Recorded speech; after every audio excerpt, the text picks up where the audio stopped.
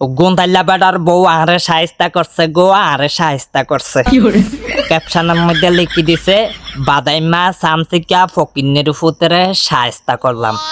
I ফকিন্নের ফুত, এ হতিনের ঘরে হতেন, আই বলে ফকিন্নের ফুত। আসলে তোর মতন ডেলিভারি বলক কইরা বিউ ব্যবসা কইরা খাই না তো ইয়ার লিগা ফকিন্নের ভূত হই। আর যদি তোর মতন ডেলিভারি বলক কইরা বিউ ব্যবসা কইরা খাইতাম আর গোন্দাইলা বেড়া লইয়া এই যে ডাক্কা ডাক্কি কইরা উল্টাইয়া বুল্টাইয়া দেখা দিয়া মেকা দিয়া টিকটক ভিডিও বানায়া বিউ ব্যবসা কইরা খাইতাম, তাইলে অবশ্যই বড় লোকের ফুত হইতাম না।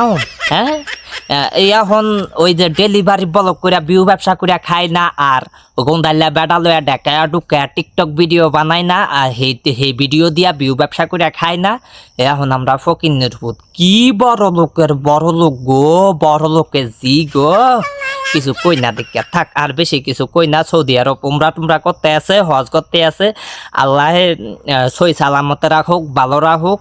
আল্লাহ সকল পাপ মোচন করিয়া দেখ, আমিন। সবাই বলেন আমিন। আর হেতির জামাই বলে সোশ্যাল মিডিয়ার মধ্যে বউ দিয়া ভিউ ব্যবসা করিয়া খায় না, এটা বলে জাস্ট শখের বসে ভিডিও বানায়, ফানি ভিডিও। আচ্ছা আমনা ঘরে কই এই যে ডেলিভারি ব্লগ ভিডিও করন, এটাও কি ফানি ভিডিওর মধ্যে পড়ে? হ্যাঁ চাই আপনার এই ডেলিভারির সময় হুলাহিন বাচ্চা গাছা অন্য সময় মানুষ আল্লাহ গো করে, আল্লাহ গো কি না কি হইয়া জাগা হেসমকা ভিডিও করে, কি আতঙ্কের একটা ভিডিও, হেডও কি ফানি ভিডিওর মধ্যে পড়ে? যাই হোক, আরেকটা কথা হয়েছে গিয়া মাগো গোন্দাইলা বেড়া লইয়া হেতি যেই সাফাই গায় মাগো। এই ভিডিওটার মধ্যে মানে আমারে মিন করিয়া ভিডিও বানাইছে, তার মধ্যে দিয়া হেতি জামাইরে দিয়া কি সাফাই ডানা গাইলো গোন্দাইলা বেড়ারে লইয়া। সর্বনাশ, হরছে তো কপালাটা গোন্দাইলা বেড়া, তাই এত সাফাই। আজ যদি গো সাকিব খান কপালে জুটতো, তাইলে হেতে লিগা তো মনে করেন যে সোশ্যাল মিডিয়ার মধ্যে জায়গা পাইতাম না, ঢুকতেই পারতাম না। হেতি এই সাকিব খান লইয়া সাফাই গাইতে সোশ্যাল মিডিয়ারে একদম ধুইয়া লাইতো, কসকুচা সাবান দিয়ে আমার মনে হয় ধুইয়া লাইতো। অনেক গোন্দাইলা বেড়া পড়ছে, এই গোন্দাইলা বেড়ারে উল্ডিয়া মুল্ডিয়া টিকটক ভিডিও বানায়। গোন্দাইলা বেড়া চোখ বড় করে এমনি আন্ডারটেকের মতন ছায়া থায়, বউ কি করে তামসা করে এমনি ছায়া থায়। এই বেড়া লইয়া সাফাই গাইতে সোশ্যাল মিডিয়ারে ধুইয়া লাইছে। আজ যদি সাকিব খান কপাল পড়তো, মাইগো ঘুমাইতেন আপনারা ভিউয়ার্সরা। হ্যাঁ, তখন দেখতেন যে জামার এই দুরিয়া চামড়াটা টাইনা টুইনা দেখতেন সব ভিডিও ফোকাস।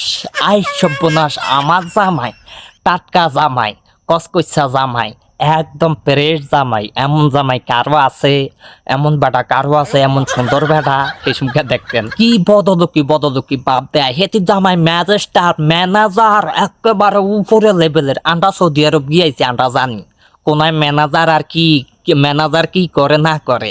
সর্বনাশ গো সর্বনাশ। হেতি করে দালালির কথা কইছি, হেলিগা ভিতরে লাগিয়া গেছে গা। তো ভিডিওর মাধ্যমে যেমন দেখছি এমন হইতো, ভিডিওর মাধ্যমে তো এরকমই দেখছি যে দালাল বাপ হেতির জামাই দেশের তন বিদেশ নিলেই 70,000 টিয়া 80,000 টিয়া পাই যায়, প্রথম মাসই একেবারে স্টাবলিশ হয়ে যায়।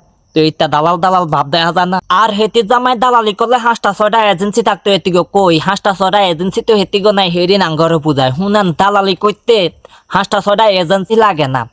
আপন চাই বাতিজারে সুন্দর মতন বালা কোম্পানির ভিসা কইয়া 5 লাখ টিয়া নিয়া সুন্দর মতন ডান কইরা বিদেশ লইয়া যায়। নিয়া কেন এই দেশ নিয়া সুন্দর মতন আঁকা মাগাই দি থারে না 6 মাস 7 মাস 1 বছর চলি যায়। তো এই আঁকা মা ছাড়া অবৈধভাবে বাতি যায়, খালি ঘুরতে থাকে ডন কইরা বিদেশ। 5 লাখ টিয়া ঋণ, চাচার খবর নাই, চাচাই গেছে গিয়া কোন দেশ বাতিজারে নিয়া। এইসব দালালের কথা কইছি। আবার গোন্ধাইলা বেটা আবার এজেন্সির দালাল। হ্যাঁ, এজেন্সি 5টা 6টা এজেন্সির দালাল নিয়ে আমি কইছি ঠুঙ্কু দালালের কথা। এই যে চাচা বাতিজার দালালি আছে না, হেডিনের কথা কইছি। আপন মানুষ নিয়া দালালি করিয়া তারপরে সুন্দর মতন ব্যাটকে হালিয়া দেয়, আর চিনে না দালালে। আর ভিডিওর মধ্যে যেটা গালি দিছো সেটা মুখাস্ত করে রাখছি, আস্তে আস্তে মুখাস্ত করতেছি।